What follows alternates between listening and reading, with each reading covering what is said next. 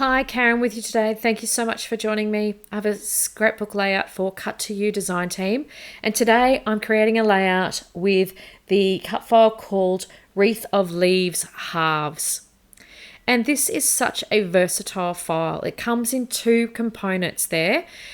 So you could create a wreath like I am going to do today, or you could just use half and pop either the leaves on the bottom half of your layout and pop your photos on top, or vice versa, have the layout, the leaves on top and have the photos on the bottom. But like I said, today I've gone for a wreath design. So a beautiful circle of leaves around the page. I'm also going to do some mixed media as well, and I've just cutting down my photo as well, just to make it just a little bit smaller on the page, and it sort of got rid of some of that dead space as well. And I'll talk about my photo in just a moment of what this actually represents and why I've created this layout today.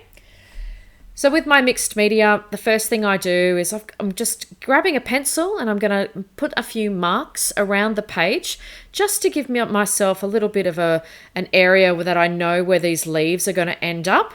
And I just want to make sure that my mixed media is sort of coated in underneath and within all the leaves, and just on the little bit of the outside of the leaves as well. So those pencil marks just help me to gather my thoughts when it comes to doing that. So I'm using my favorite technique, which is probably the easiest mixed media technique, I guess, and that is the packaging technique. And that is simply just adding some spray onto some plastic packaging and smashing it down and pulling it all down onto the page. I smush it down as much as I can. I also come in with some water with my brush just to give it a little bit of making sure that I've got some soft edges and things like that.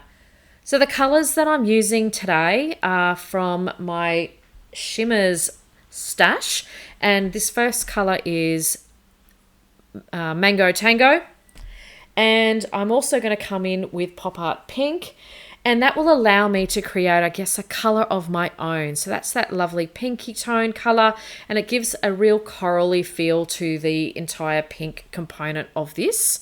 And I've decided that that's going to be the majority of the background, because I'm going in to sort of try to suit in and give a bit of contrast to the leaves and the color tones that I'm going to be using from the collection, which is, I don't think I've mentioned that, the Cocoa Vanilla These Days collection.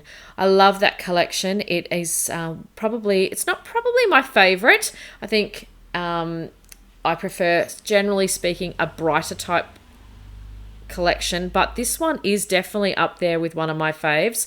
I love the saturation that Zoe got with the colors, particularly some of the yellows and the colors of the florals, which you'll see in just a moment as well. So definitely up there when it comes to one of my favorite collections from Cocoa Vanilla. I'm adding in some gold. I've got to have some shimmer on that page, and that is also Shimmer's paint in Inklings, which is, and the color is Minor 49er. That is my favorite gold paint. It is shimmery and sparkly and a beautiful, beautiful gold, and I just love using that on my layouts. Going in with a couple of splatters here as well. I do also do some different splatter sizes. So that first lot of splatters is just using the nozzle of one of my sprays, and then I'm also going to come in with some finer ones with the gold, with the Minor 49, just with my splatter brush. It just gives a little bit of interest on the page. And once that was dry, I started thinking that I wanted to put a little bit more color to the page to really tone in with the dress that my sister's wearing. I will, like I said, talk about this photo in just a moment. So that color that I've come in with is Hint of Mint, which is also a Shimmers product. And I think it's a Vibes as well. And it's a lovely minty greeny color. No, it's a Spritz actually, sorry. And that one, I think Spritz don't actually have any shimmer. But it just gives that nice soft tone to it. And I also finished off with some white splatters, which is absolutely my favorite thing to do. I love a splatter, and I absolutely love a white splatter as well. So I'm just going in now, just deciding where I'm going to put all my clusters of flowers. I mean, these leaves are beautiful, and I just want to encase them in some beautiful florals across the page. Now I've created a bit of a vertical line here as part of the layout, and that's partly due to the fact that to give the florals and the leaves a bit of space on the layout, I didn't join the two cut file pieces together. So I left a bit of a gap. So I wanted to fill in that gap with that lovely horizontal component, as well as then creating flowers and the florals that are around the page. So I know that sounds a bit weird, I guess, when I'm saying that out loud. But yeah, I guess the embellishing for me today is in two parts. The vertical component, and then just randomly placing some other clusters around the page. Now with the clusters as well, I wanted to add in those ones on the left and right hand side just to give a little bit more dimension as well. I added in some of the leaf fronds from the collection, and I felt that that was a great way to extend and finish off that vertical layer. My clusters as well all have pretty much the same color tone. So I like to keep my clusters being, I'm not sure what you call it. I like to give them some cohesiveness. So generally for me, the way my mind works and the way I see things, I like my clusters to have the same colors in them. So if I've got blue, orange, and yellow, all my clusters will have blue, orange, and yellow.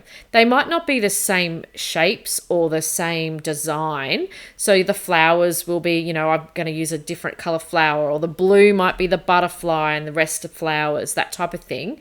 And then that's that. And to me, that's what works when embellishing.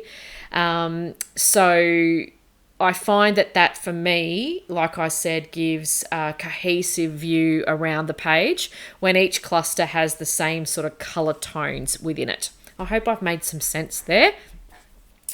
I'm going to use of course, I've added some butterflies to the page as well. I mean, I love butterflies. I talk about it all the time. I think they give a wonderful fluttery feel to a page, lots of dimension, and I couldn't go past fussy cutting out some of the butterflies from the pattern paper, one of the pattern papers as well. My title is I Do. So I should tell you a little bit about the photo. If you've seen some of my layouts before, you've probably recognized it anyway. But for those of you who haven't, this is a photo of my sister and my brother-in-law on their wedding day. They were married on the Greek Isle of Amorgos 20 years ago. At the time of me actually recording this in the month of September, they are currently on a holiday celebrating their 20th wedding anniversary and having a fantastic time. Now, every year on the anniversary, I generally give them a layout from that day. So I haven't been scrapping it for 20 years. I've had the photos for that long, but I've certainly every year now for several years, I give them a layout that goes in an album that I've specifically made for them many years ago. So I think I may have scrapped this photo or a similar photo to this before, but it doesn't matter. I don't really care. Neither do they. They just love getting something that I give them every year. And it's a lovely way for me to feel connected to that wedding.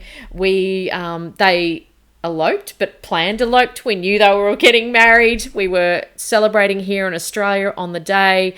They called us as soon as they said I do, and we spoke to them. And we actually have photos that the photographer took while we were talking to them on the phone as well. So it was a really special day, and I can hardly believe it's been 20 years. It sounds absolutely insane.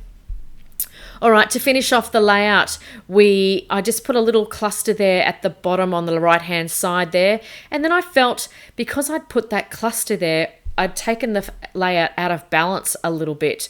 So to solve that, I add in some pattern paper up onto the left and top-hand corner just to give a little bit of dimension. I cut off a little bit of the edge, and then I've ruffled it up with some with my distress tool as well.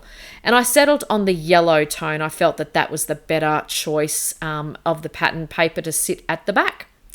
So there's my layout. I want to thank you as always for joining me today. I will have all the details of where you can get the cut file in the description box below. I've got some close-ups to share as well. I really appreciate you spending some time with me today, and I will see you next time. Bye for now.